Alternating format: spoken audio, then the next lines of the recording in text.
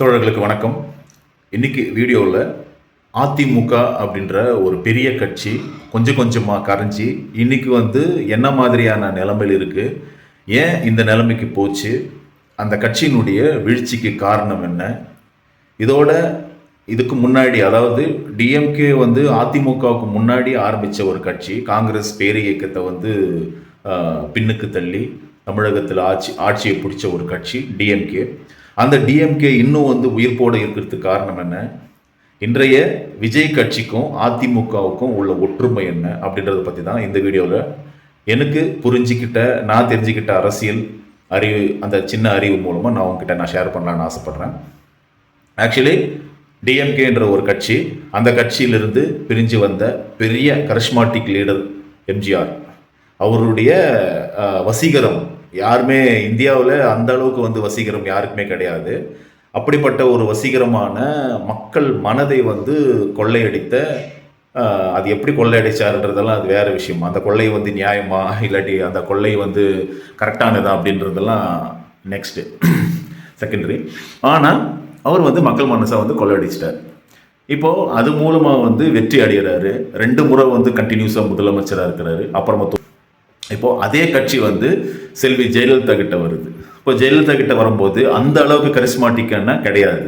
அப்போது இங்கே ஆண்களுக்கு இருக்கிற ஒரு ஆளுமை, அந்த ஈர்ப்பு பெண்களுக்கு ஈஸியாக கிடைக்காது. ஆனாலும் அவங்களுக்கு கிடைச்சிருக்கிறதுன்னு சொன்னால் அவங்களுடைய முக்கியமான காரணம், அதாவது சமூகம், அவர்கள் பிறந்த அந்த பார்ப்பன சமூகம். அதுக்கப்புறமா நான் சின்ன வயசுலேயே சொல்லுவேன், நான் ஆர்கியூ பண்ணுவேன், ஜெயலலிதா கருப்பாக இருந்திருந்தா நீங்கள்லாம் அக்செப்ட் பண்ணியிருப்பீங்களா அப்படின்னு நான் கேட்பேன்.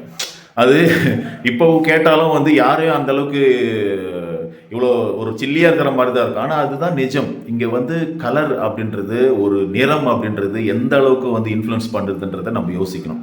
அதாவது சாதி, நிறம், அதுக்கப்புறமா ஒரு சில விஷயங்கள் மேம்போக்கான மக்களை எந்த அளவுக்கு ஆளுமையை டெவலப் பண்ணி கொடுக்குது அப்படின்றதுக்கு நான் சின்ன வயசுலேயே ஆர்கியூ பண்ணுவேன் நிறைய பேர் பசங்கிட்டெல்லாம். அது இப்போ கிடையாது, ஒரு 20 வருஷத்துக்கு முன்னாடியே நான் இந்த மாதிரியான ஒரு ஆர்கியூலாம் பண்ணிகிட்டு இருப்பேன். சரி, ஓகே, விஷயத்துக்கு வரலாம். இப்போது இப்படி இருந்த ஒரு கட்சி ஜெயலலிதா மறையிறாங்க. ஜெயலலிதா மறைஞ்சதுக்கப்புறமா அது எப்படியோ பல பிஜேபியினுடைய பல விஷயங்கள் நடந்து, ஓ பன்னீர்செல்வம் வெளியில் போகிறாரு, அப்புறமா சசிகலா அவர்கள் வெளியில் போயிடுறாங்க, அப்புறமா எடப்பாடி கையில் வருது. இப்போது எடப்பாடி அவர்கள் என்ன பண்ணுறாரு, போன எலெக்ஷனில் ஒரு 70 சீட்டுக்கு எதிர்கட்சியாக டிஎம்கே ஆட்சியில் உட்கார்றாரு. சரி, இப்போவும் அந்த கட்சி ஓரளவுக்கு எம்ஜிஆர் ரசிகர், ஜெயலலிதா அவர்களுடைய ஃபாலோவர்ஸ் இதெல்லாம் உயிர்ப்போடு இருந்து இன்னும் டெவலப் ஆகும் அப்படின்னு நான் நினைக்கல. ஏன்னா என்னுடைய அந்த அரசியல் அறிவில் நான் யோசித்தேன், இது கொஞ்சம் கொஞ்சமாக கரையும் அப்படின்னு சொல்லிட்டு. அதுக்கு முக்கியமான ஒரு காரணம் என்னன்னு சொன்னால், இங்கே சாதி அப்படின்ற விஷயம் எந்த அளவுக்கு இன்ஃப்ளூயன்ஸ் பண்ணுதுன்னு சொன்னால், இப்போது இந்த கட்சி தலைமைக்கு ஒரு பார்ப்பனர் இருந்திருந்தா, அவர்கள் ஒரு கொஞ்சம் ஓரளவுக்கு ஒரு ஆளுமையாக இருந்திருந்தா இந்த கட்சி உயிர்ப்போடு இருந்திருக்கும். அதுதான் என்னுடைய ஃபர்ஸ்ட் பாயிண்ட். ஆனால் இங்கே பார்ப்பனர் இல்லை. இப்போது இந்திய சமூகத்தில் ஒரு அந்த சாதிய பார்வை எப்படி இருக்குதுன்னா, ஒரு பார்ப்பனர் எல்லாமே கரெக்டாக செய்வார் அப்படின்ற உளவியல் இருக்குது. அதனால் ஜெயலலிதா பின்னாடியும் சரி, இப்போ நிறைய பேர், இப்போ நீங்கள் ராகுல் காந்தி, அப்புறம் இந்த இந்திரா காந்தியுடைய ஃபேமிலி ஃபுல்லாகவே பார்ப்பனர்கள் தான். இப்போ நிறைய பெரிய இடத்துலலாம் இன்ஃப்ளூயன்ஸாக பண்ணுறது எல்லாமே பார்ப்பனர்கள் தான். சரி, இப்போ விஷயத்துக்கு வருவோம். இப்போ எடப்பாடி பழனிசாமி தலைமைக்கு வந்துட்டார். அவருடைய தலைமையில் அவர் இருக்கிறப்போ அவருடைய கம்யூனிட்டி என்னன்னு சொன்னால், அவருடைய சமூகம் கவுண்டர் சமூகம். இப்போது பிரச்சனை என்னன்னு சொன்னால், இது ஒரு பெரும்பான்மை சமூகமாக இருந்தாலும் இன்னொரு பெரும்பான்மையான சமூகங்கள் இதனால் பிளவாயிடுறாங்க. இப்போ நீங்கள் பாருங்கள், முக்குளத்தூர் சமூகம், தேவர் சமூகம் சொல்லுவாங்க, அதுக்கப்புறம் வன்னியர் சமூகம், பறையர் சமூகம், இப்படி பல சமூகங்கள் இந்த எடப்பாடி பழனிசாமியினுடைய ஆட்சியை, அந்த ஆளுமையை அவங்க அக்செப்ட் பண்ண மாட்டாங்க, முழுசாக அக்செப்ட் பண்ண மாட்டாங்க. அப்போது இங்கே என்ன ஆகுதுன்னா, பெரிய பிளவு ஏற்படுது. இங்கே சசிகலா ஒரு பெரிய சமூகத்தின் பெரிய புள்ளியாக இருக்கிறதுனால அவங்க ஒரு பிளவு, பின்னாடி நான் வர்றதா அப்படின்ற மாதிரி ஒரு பிளவு இருக்குது. அப்போது இவங்க, அதாவது எடப்பாடி பழனிசாமிக்கு தனிப்பட்ட கலைஞர் மாதிரி ஒரு ஆளுமை இல்லாததுனால என்ன ஆகுதுன்னு சொன்னால், இவங்க இவங்க பின்னாடி போய் அணி சேர்றதுல வந்து ஒரு சிக்கல் வருது.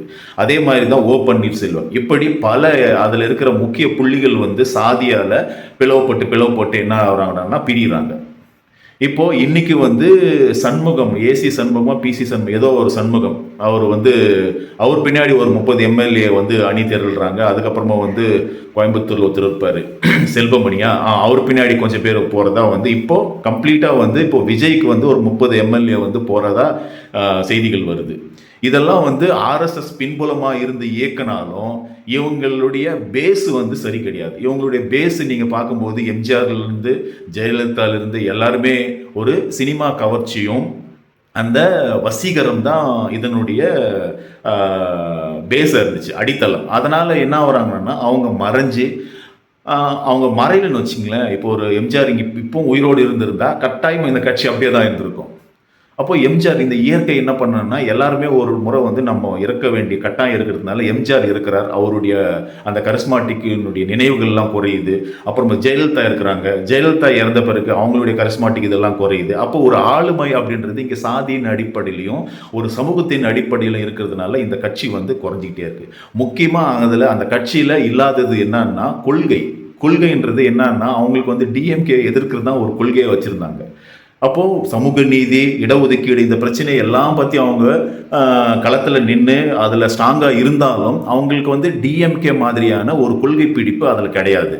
நீங்கள் நல்லா கவனிச்சிங்களேன்னா இப்போ வந்து எடப்பாடி பழனிசாமியோடைய அவருடைய சமூகம், அந்த கவுண்டர் சமூகமும் ஒரு பெரும்பான்மையான ஒரு சமூகம். அதே மாதிரி ஓ பன்னீர்செல்வம் அவர்களுடைய சமூகமும் சசிகலா அவர்களுடைய சமூகமும் ஒரு பெரும்பான்மை சமூகம். 2 பேரும் ஒன்று தான், முக்குலத்தோர் சமூகம். அதனால் இவங்க 2 பேருக்குள்ள வந்து ஒரு பிளவு வருது.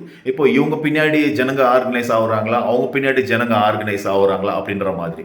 இப்போ இவங்க 2 பேருக்குமே வந்து ஓ பன்னீர்செல்வம் அவர்களுக்கும் சரி, சசிகலா அவர்களுக்கும் சரி, எடப்பாடி பழனிசாமி அவர்களுக்கும் சரி, சமூகத்து ரீதியாக அவங்க வந்து உயர்ந்த இடத்துல இருந்தாலும் அவங்களுக்கு வந்து ஒரு கரிஸ்மாட்டிக் அந்த லீடருடைய அந்த இது இல்லை, வசீகரம் இல்லை அப்படின்ற பட்டு கொள்கையும் கிடையாது. அப்படின்ற அந்த நிலையில தான் இவங்களுடைய கட்சி வந்து சமூக ரீதியாக பெரும்பான்மை சமூகமாக இருக்கிறதுனால 2 சமூகமாக 2 பிரியுது.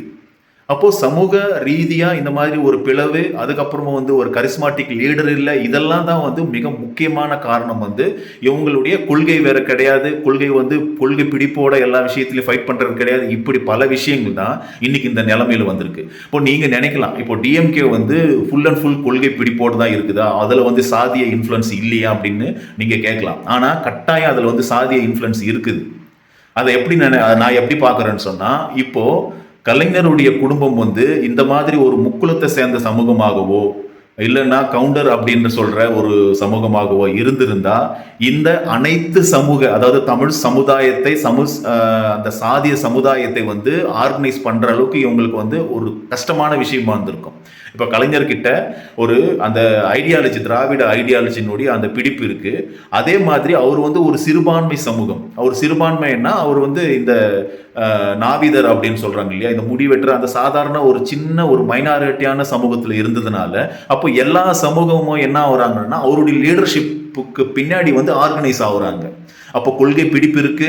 அந்த சாதாரண ஒரு மைனாரிட்டி சமூகம்ன்றதுனால போட்டி கிடையாது. இப்போ நீ தேவர் சமூகம் தான் நிறைய பேர் சேர்த்திருக்க, இந்த சமூகத்தை சேர்த்திருக்கு. இப்போ இவங்க 2 பேருக்குள்ள பிளவு வருது இல்லையா, எடப்பாடி அந்த மாதிரி இல்லாம இப்போ கலைஞர் பின்னாடி இந்த அளவுக்கு வந்து இப்போ ஸ்டாலின் அவர்களுக்கும் பின்னாடி இவர்களுடைய சமூக பின்னணி இப்போ கண்டினியூஸா வந்து அதுக்கப்புறம் உதயநிதி ஸ்டாலின் இவங்கெல்லாம் வந்து தொடர்ந்து வந்து அந்த சமூகத்துக்கு பின்னாடி ஆர்கனைஸ் ஆகுறது இந்த பெரும்பான்மை சமூகம் இல்லாதனால்தான். இது வந்து டிஎம்கேக்கு நல்லது. தொடர்ந்து குடும்ப ஆட்சின்னு குறை சொல்றாங்க இல்லையா, அந்த கட்சிக்கு இப்படி வந்தாதான் சேஃப்ன்றதான் என்னுடைய கருத்தா இருக்கு. இதை குடும்ப ஆட்சின்னு சொல்லிட்டு வேற டாபிக். அது நிறைய பேர் வந்து குடும்ப ஆட்சி தான் பண்ணிட்டு இருக்காங்க. அதாவது பெரும்பான்மை சமூகத்துல இருந்த பெரிய ஆளுங்க எல்லாமே தான் அவங்களுடைய மகன்களை, இப்போ வைகோ எடுத்துக்கினாலும் அவர் வந்து பெரும்பான்மை அவங்களுடைய பையனை வந்து இதுல இறக்கி இருக்கிறாரு அரசியல்ல. அதே மாதிரி வந்து ஓ பன்னீர்செல்வம் அவங்க வந்து பெரும்பான்மை சமூகமா இருக்கிறாங்க. அப்படி இருந்தும் அவங்களுடைய பையனை வந்து அரசியல் வச்சு எப்படி குடும்ப ஆட்சின்றது வந்து இந்தியாவில் எல்லா இடத்துலயும் இருக்கு. ஆனா இந்த குடும்ப ஆட்சி வந்து டிஎம்கேக்கு சேஃப் அப்படின்றதான் என்னுடைய. ஏன்னா இங்க சாதி ரீதியா அணி சேர்றாங்க, அப்படியே பிளவுபடுது. அதனால இந்த விஷயத்துல டிஎம்கே கட்சிக்கு வந்து அந்த கொள்கை பிடிப்போட அந்த விஷயத்தோட இந்த சாதிய பின்னணி நான் சொல்கிறது உங்களுக்கு புரியுதுன்னு நினைக்கிறேன். அதாவது ரொம்ப சிறுபான்மையான அந்த சமூகத்துக்கு பின்னாடி எல்லா சமூகமும் சேர்ந்து இணைந்து அந்த டிஎம்கேவில் வந்து இருக்கிறது வந்து இது ஒரு காரணமாக நான் நினைக்கிறேன். இப்போ நீங்கள் புரிஞ்சுக்கிட்டு இருப்பீங்க. இப்போ ஏடிஎம்கே கட்சி ஏன் இந்த அளவுக்கு இப்படி டைலூட் ஆகி போனதுக்கான ஒரு காரணம் என்னன்னா, கரிஸ்மாட்டிக்கை நம்பி போகிறது தான். அதுக்கப்புறமா வந்து கொள்கை பிடிப்பு இல்லாமல் ஒரு முக்கியமான ஒரு தலைவர்கள் வந்து இப்போ என்னை பொறுத்த வரைக்கும் டிஎம்கே விட இவங்க ஸ்ட்ராங்காக எல்லா விஷயத்திலையும் மாநில உரிமையிலும் சரி, இடஒதுக்கீடுலும் சரி, இந்தி எதிர்ப்புலும் சரி, எல்லாத்துலேயுமே ஸ்ட்ராங்காக இருந்தால் நான் இதை ஆதரிக்க போகிறேன். அப்போது இவங்க ஸ்ட்ராங்காக இல்லாததுக்கு காரணம் வந்து இங்கே கரிஸ்மாட்டிக் லீடருக்கு பின்னாடி ஃபஸ்ட்டு எம்ஜிஆர் பின்னாடி போனது, ஜெயலலிதா பின்னாடி போனது, இப்போ வந்து எடப்பாடி பின்னாடி அந்த அந்த கூட்டம் வந்து கொஞ்சம் கொஞ்சமாக குறையதுக்கான காரணம் இந்த விஷயம்தான். இப்போ இதை அப்படியே பொருத்தி பார்க்கும்போது இன்னைக்கு விஜய் பின்னாடி போயிருக்கிறாங்க. இவங்களுக்கு எந்த கொள்கையும் கிடையாது, எந்த கோட்பாடும் கிடையாது, மாற்றம் ஒன்று வேணும். அதுக்கப்புறமா அண்ணன் வந்து கஷ்டப்படக்கூடாது. அப்போ தமிழ்நாட்டில் சூப்பர்ஃபிஷியலாக மேலோட்டமாக பல குற்றங்கள் குறைகள் இந்த மாதிரி நடக்குது. இந்த பிரச்சனையை பேஸ் பண்ணி தான் இவங்க வந்திருக்கிறாங்க. இவங்களுக்கு வந்து மொழி உணர்வு தெரியாது, மாநில சுயாட்சி பற்றி தெரியாது, அப்புறமா வந்து இடஒதுக்கீடை பற்றி தெரியாது, டீலிமிட்டேஷன் என்னன்னு தெரியாது, எதுவுமே தெரியாது. அப்போது இன்னைக்கு விஜய் வந்து இன்னைக்கு கொண்டு வந்திருக்கிற இந்த அரசியல் வந்து நான் ஏற்கனவே ஒரு வீடியோவில் வந்து பதிவு பண்ணியிருக்கிறேன். அதாவது மோடி எப்படி வந்து இந்த மக்களை வந்து போலியான வாக்குறுதிகளை கொடுத்து மீடியா மூலமாக வந்திருக்கிறாரோ அதே மாதிரி தான் நிறைய விஷயத்தில் மீடியாவை பயன்படுத்தி இன்ஃப்ளூயன்ஸ் பண்ணி பல விஷயத்தை பண்ணி தான் வந்திருக்கிற பல செய்திகள் வந்துட்டு இருக்குது. பல நரேட்டிவ் செட் பண்ணுறது, அதாவது ஒரு ப்ராப்ளம் ஒரு வரத்துக்கு முன்னாடியே அதை பற்றியான நரேட்டிவை வந்து செட் பண்ணுறதுக்கான பல குழுக்களை அமைச்சு இது மாதிரிலாம் பண்ணிட்டு இருக்காரு.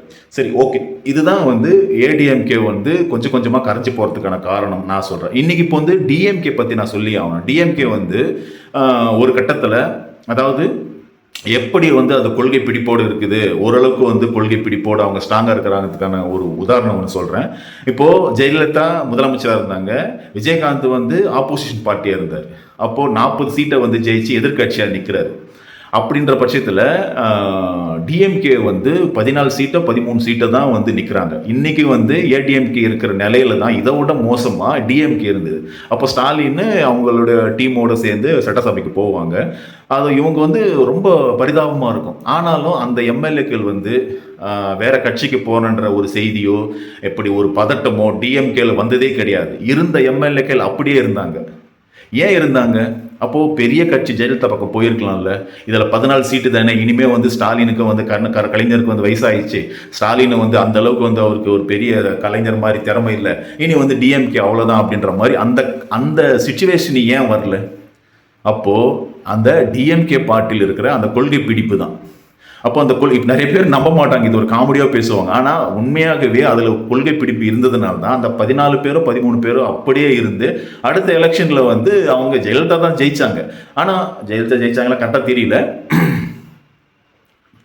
அதுக்கப்புறமா ஜெயிச்சுட்டு அதுக்கப்புறம் இறந்துட்டாங்க அவங்க. அப்புறமா தான் வந்து ஸ்டாலின் வந்து சிஎம் ஆனார். ஓகே, இப்போது இந்த வீடியோ மூலம் நான் சொல்ல வர்றது என்னன்னு சொன்னால், அதிமுகவுடைய அழிவுக்கு, அதிமுகவுடைய அந்த டைலூஷனுக்கு, அதிமுக கட்சியினுடைய இப்போ கரைஞ்சி போயிருக்கிற காரணம் வந்து கொள்கை பிடிப்பு. மெயினாக வந்து ஒரு அரசியல் கட்சிக்கு வந்து கொள்கை பிடிப்பு. இன்றைக்கும் கம்யூனிஸ்ட் வந்து உயிரோட்டமாக இப்படிப்பட்ட இந்த சாதி இப்படி ஒரு மூட நம்பிக்கை உள்ள நாட்டிலையும் இந்த கம்யூனிஸ்ட் வந்து நிற்குதுறான்னா அதுக்கு ஒரே ஒரு காரணம்னா கொள்கை தான்.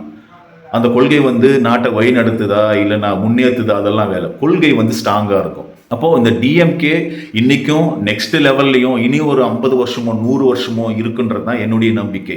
இந்த ஆரிய சித்தாந்தம் இருக்கிற வரைக்கும், இந்த பார்ப்பன இந்த மேட்டிமைத்தனம் இருக்கிற எனக்கு எப்படி அதிமுக அப்படின்ற ஒரு கட்சி எம்ஜிஆரால் துவக்கப்பட்டு ஜெயலலிதாவில் வந்து அது நல்ல சக்ஸஸ்ஃபுல்லாக ரன் செய்யப்பட்ட ஒரு கட்சி வந்து இன்றைக்கி வந்து காணாமல் போனதுக்கான காரணங்கள் நான் உங்களுக்கு லிஸ்ட் பண்ணேன்.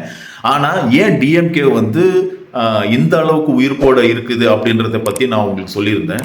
எனக்கு தெரிஞ்ச அரசியல் புரிதலோட இந்த விஷயத்தை நான் உங்ககிட்ட ஷேர் பண்ணியிருக்கேன்.